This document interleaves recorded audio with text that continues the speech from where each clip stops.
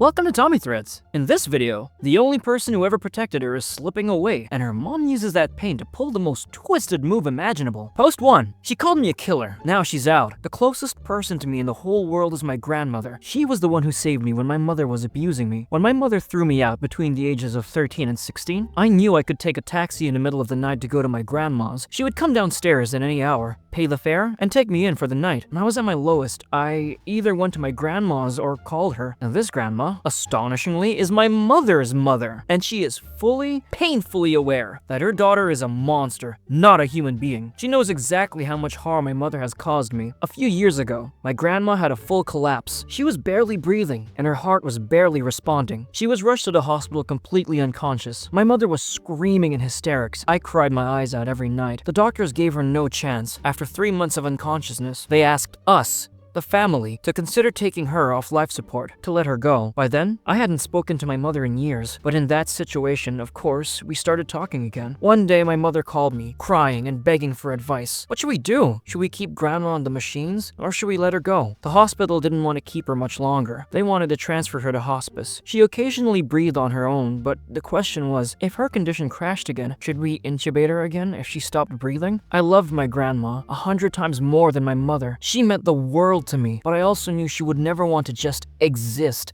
as she used to say, like a vegetable. She was a strong, amazing woman who always wanted to stay independent. So I told my mother, she's still alive now, she's still breathing, let's hold on to that. But if she were to go to hospice, I don't think we should prolong her life by force. And at that moment, my mother's tone changed. Ha! Got you! I knew it. I knew you always wanted to off her. I recorded this. Ha ha ha.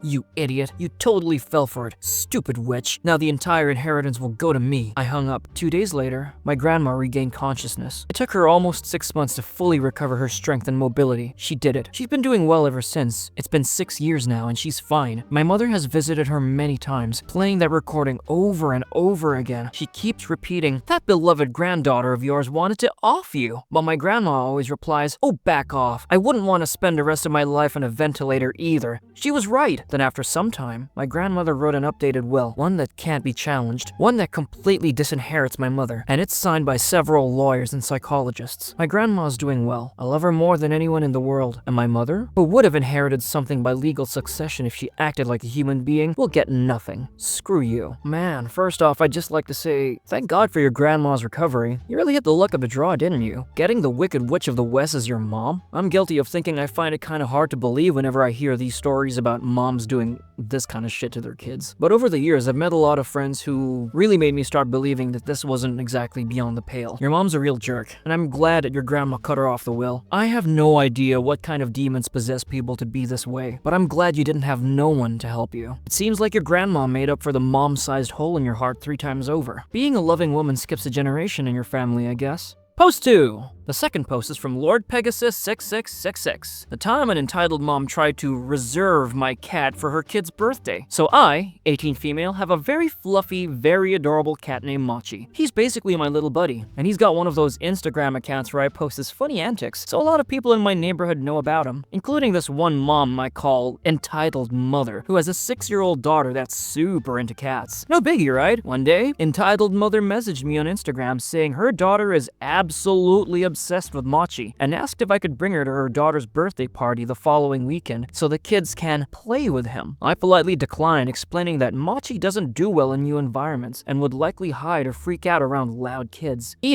Entitled Mother for short, her response was, well, you can loan him to us for the day. Yes, she literally wanted me to just hand over my cat like he was a library book or something. She promised they'd take good care of him and even offered to pay $20 for the inconvenience. I politely refused again, saying that Machi isn't up for loan and I didn't think it would be safe or comfortable for him. Entitled Mother immediately switched tactics, calling me selfish and accusing me of gatekeeping joy from her daughter. She ranted about how it's just one day and that I owe it to the community because I flaunt Machi's photos online. Now I'm getting irritated. I told her that my cat isn't an accessory and he's definitely not something I owe to the neighborhood. I assumed that was the end of it until the day of the party. I'm in my apartment apartment when I heard a loud knock at the door. It's entitled mother and her daughter with the girl holding up a sparkly cat carrier. EM smiled and said, "Oh, we came to pick up Machi." She acted like we had agreed on this and just expected me to hand him over on demand. Completely stunned, I told her, "I never agreed to this, and I'm not giving you my cat." EM's smile dropped instantly, and she launched into this loud, dramatic rant about how I'm ruining her daughter's special day, and that I shouldn't show off my cat if I don't want to share. Her daughter started tearing up, and EM gave me this accusing look like I've just broken her kid's heart on purpose. My neighbor down the hall actually poked her head out to see what's going on, which was enough for EM to grab her daughter and storm off,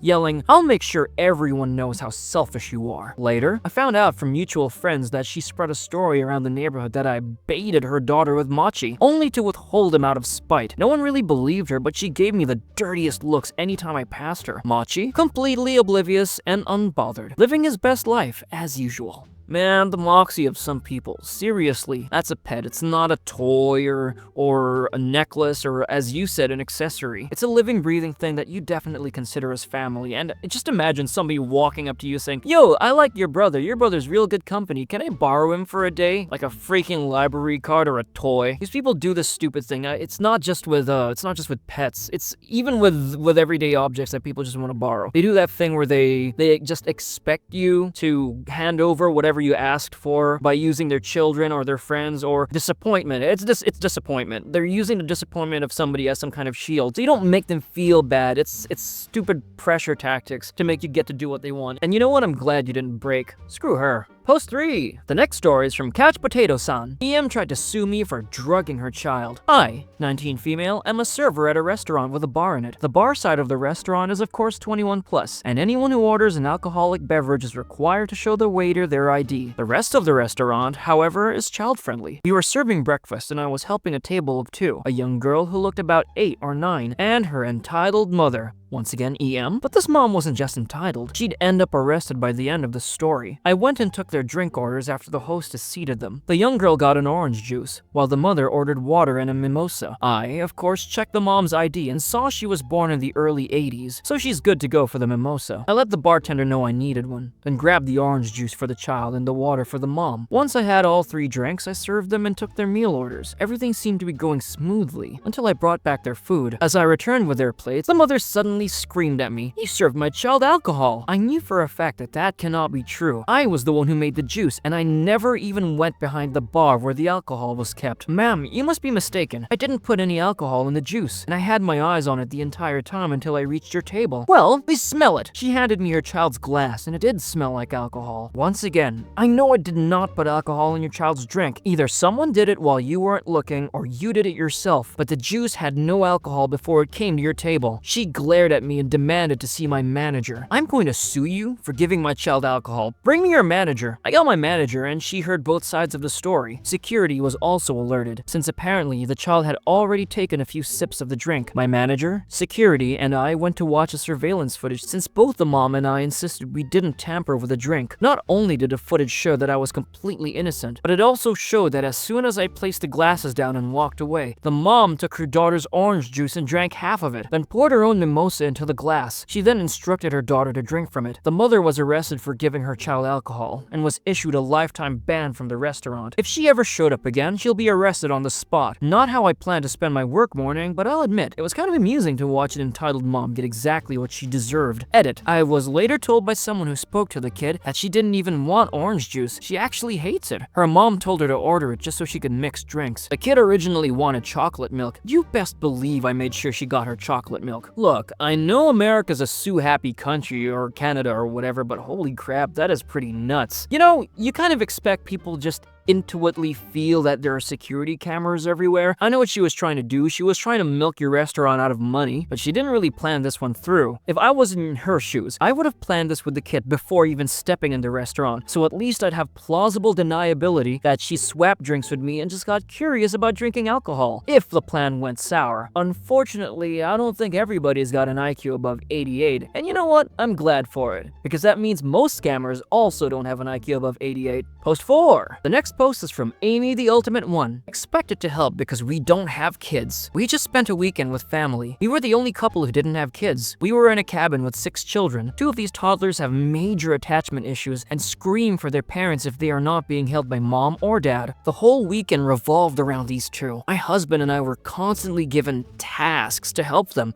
including babysitting while mom looked after the other kid. The youngest was put down for naps in the common area while we were constantly being told to be quiet so we didn't wake him. We barely had time to ourselves and wanted to get away for a hike or a swim in the lake. This never happened. Cherry on top was at the airport. My husband and I ran ahead and got through security to get away and enjoy some alone time. There was an issue at security with mom and dad, so my sister spots us sitting with our luggage and yells at us to come help. My husband ran off, and I grabbed our luggage to see what the issue was. So she left my husband with a bunch of bags, 2 screaming toddlers and a stroller, and then disappeared. I came to the rescue and grabbed the loudest kid to try to calm him down. We ended up waiting for 15 minutes with 2 screaming banshees getting dirty looks from everyone. My brother-in-law came through, profusely apologized and took the kids. My sister came through and barked orders at me to find some snacks for the kids as their flight was boarding soon. It's super unfair to rope us into looking after kids that aren't a responsibility. One old lady came up to us afterwards and asked if we were okay and if we knew those kids. I said I was the auntie and she gave me this pitiful look. They're not well behaved and have attachment issues. They threw tantrums constantly. Thank God we were on a different flight. My husband told me after that he's now having second thoughts about kids. And to be honest, so am I. We have another big family trip in December, and it'll be a cruise. My sister asked what flight we were taking so we can help. My husband and I are making an action plan to make ourselves scarce, and we'll be booking a separate flight. Update, sister is now asking us if we can book our flight in the afternoon to help her with the kids. We booked a flight as early as possible in the morning and will not be telling her when. Edit, the upcoming cruise is a gift for my parents, and they want the whole family to be together. We paid for our own flights, however. I am not going on the cruise now because I'm pregnant and will be past the allowable date. Instead,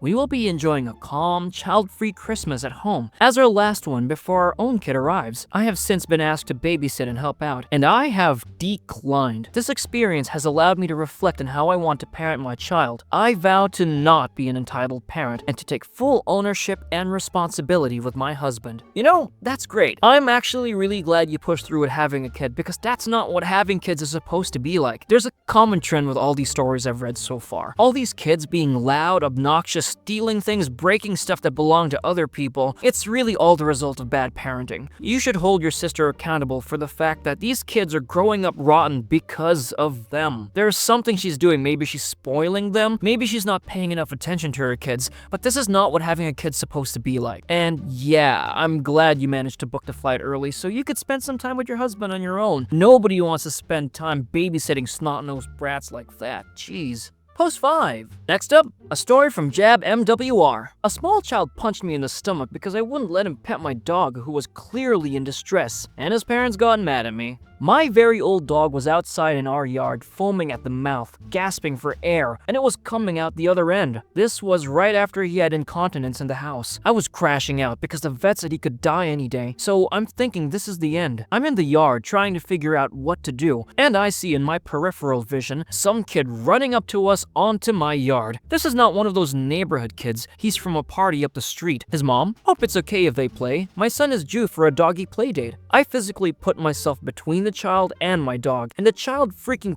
punched me in the stomach. It took everything in me not to physically retaliate against the child. Sorry, call me a bad person, I don't care. I respectfully restrained her child by the arm and marched him to his mom. She freaked out that I put my hands on her son. I ignored her. My dog was my only priority. Then the dad struts over and starts screaming in my face to never lay a hand on his kid again. His son just wanted to pet your dog. I was so overstimulated because the kid was screaming bloody murder and having a tantrum because he couldn't pet my dog. Meanwhile, my dog has a tonic-clonic seizure, full shaking unconscious. They suddenly got real quiet and finally backed off. I heard the mom tell her son the doggy isn't feeling well. We have to go let him rest. Those parents are so freaking lucky I'm a healed person. I sat in my yard in the dark with my dog, waiting for the vet to come to my house. My dog couldn't walk after everything that had just happened. He weighs nearly as much as I do, so I needed help moving him. My husband was away for work.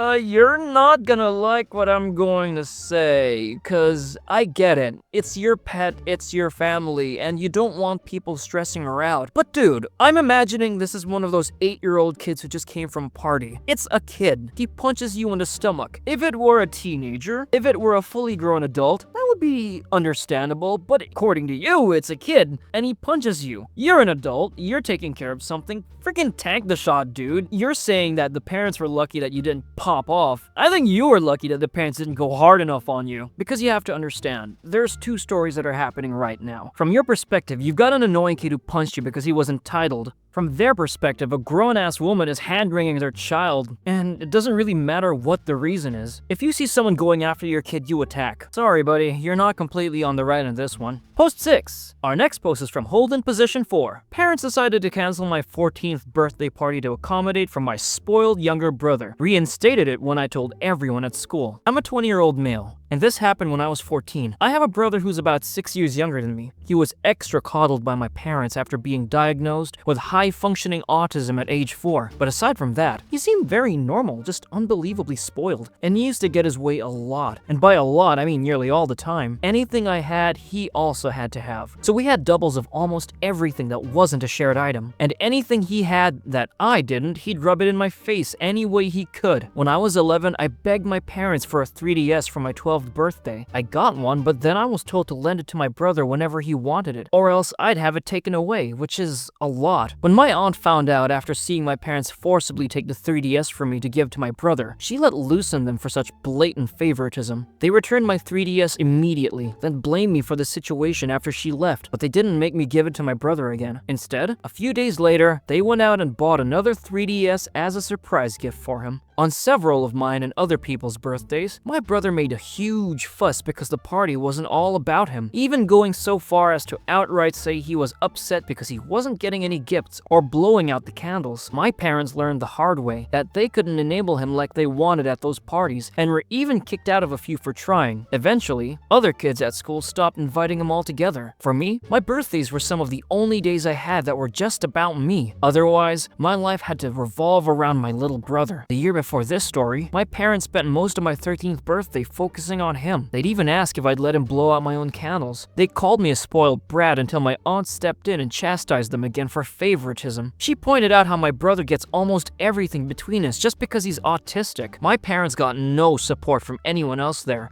and my brother cried because he couldn't blow out my candles. He even tried to spit on my cake out of spite, but my awesome aunt blocked him just in time and scolded him until he ran to our mom in tears. My parents took a lot of heat from the other adults and promised never to ask me to let him blow my candles again, but they basically went through the motions for the rest of the party. My aunt took over coordinating everything from that point on. The following year, a couple of weeks before my birthday, my parents sat me down and said I'd still get some gifts and a small cake, but no party to avoid another meltdown from my brother. I told them I couldn't believe they were doing this, and they just shrugged it off. So at school over the next week, I told my friends, teachers, and even my school counselor. All of them were appalled. Even the vice principal consoled me. Word got back to my parents through social media. They grounded and gaslit me for telling people. But I kept telling everyone I was grounded for being upset, that my birthday was canceled for no good reason. That made things worse. Several of my parents' friends and other parents at my school called or messaged them saying things like, "What the hell is wrong with you?" And suddenly, I was ungrounded. No apology. My dad just walked out into my room with his arms crossed, saying grounding was over, and walked out. I thought the party was still canceled because no one said otherwise. My brother thought it was hilarious and rubbed it in my face. But by the end of 2 weeks, my parents threw a surprise party for me at my favorite restaurant. Then they claimed that was their plan all along. I knew it wasn't. Everyone seemed incredibly unhappy with them for what they'd done, so they probably threw the party to save face, and I'm pretty sure it cost them a lot. I had dinner with my friends, access to a small arcade, and even got the PS4 I'd been dying for. It was clearly a last-minute thing. My dad had a look that my aunt joked was like a moth had flown out of his wallet. Of course, my brother made a huge fuss, but with so many people there, my parents finally put their feet down. He tried to push my cake off the table, so they gave him a timeout for the first time since he was a toddler. My mom stayed with him to make sure he didn't do anything crazy. He tried multiple times to rent out the cake or presents, but at least one adult was always guarding. Even my dad took a shift. Eventually, my mom had to take him out of the party and brought him to a nearby McDonald's play area. I later heard that she spent over an hour trying to get him out of the play place tube, and he only came out to use the bathroom, then tried to run right back in. My parents never tried to cancel my birthday again while I lived with them, but they never tried as hard to spend as much again either. For the next 4 years, my parties were at a local pizza place with a plain cake, no name on it, and nothing as big as a game system. I don't want to sound spoiled, but I was a little disappointed about never getting a cake with my name again. My aunt called them out on it each year, and every time they said they forgot to get it decorated. I'm pretty sure it was because my brother refused to eat cake with someone else's name on it, and they couldn't put his name on my cake. It would have looked bad, but the fact that I still got a day that was just about me felt amazing, because almost everything else was about him. Every birthday while I still lived at home, my brother made a fuss, and my mom had to take him somewhere to calm down. I was still required to share my PS4, but it was mine, and I took it with me when I moved out at 18. My little bro hated that, and had a huge fit until my parents bought another PS4 just for him. After I moved out, my parents finally had to deal with how spoiled they raised my brother. On his 14th birthday, he went mental on them for not getting him a PS5. He's now grounded indefinitely after causing hundreds, maybe thousands of dollars in damage. He picked up a chair and started destroying anything in front of him. When I last saw my parents, they looked mentally checked out. My aunt said they even confided in her that they wished they could send him to the military or boarding school because they can't handle the monster they created anymore. But there's no way they can afford it. I'd be lying if I said I didn't find that ironically funny. Alright, I'm about to say something that's gonna be really controversial. I don't really have to make a lot of comments on the fact that your brother grew up spoiled, because that really is a trend with so many stories here. A parent or parents raise their child super spoiled and he grows up being a monster. Fuck the autism. Alright, here's the controversial thing. You, sir, as the only person who still has the balls left in this family, need to walk up to him and beat the shit out of your brother. I mean, walk up to him and give him a stern talking to. The truth of the matter is, like a small dog that was never bitten or barked at by a bigger dog, the reason why your brother is acting the way he is because he never got his ass kicked. Unfortunately, as much as your aunt always tried to shield for you, the reality of things is, your little brother was never really that scared of her. But most families, every time this happened, whether or not the kid was spoiled or the favorite, the dad would come over to yell at him or give him a little discipline. And since your mom and dad are too afraid to do it, looks like you're gonna have to step in and perform a little good Samaritan. Maybe you don't have to rough him up, but you have to show him that he can't just be this way. He's 14. In 4 years, he's gonna be as old as you. And I'd rather he'd suffer some stern talking or some roughing up from his brother than from some hooligans in jail. Thanks for watching. If you enjoyed the video, here's another one on screen now that I'm sure you'd enjoy. Bye for now.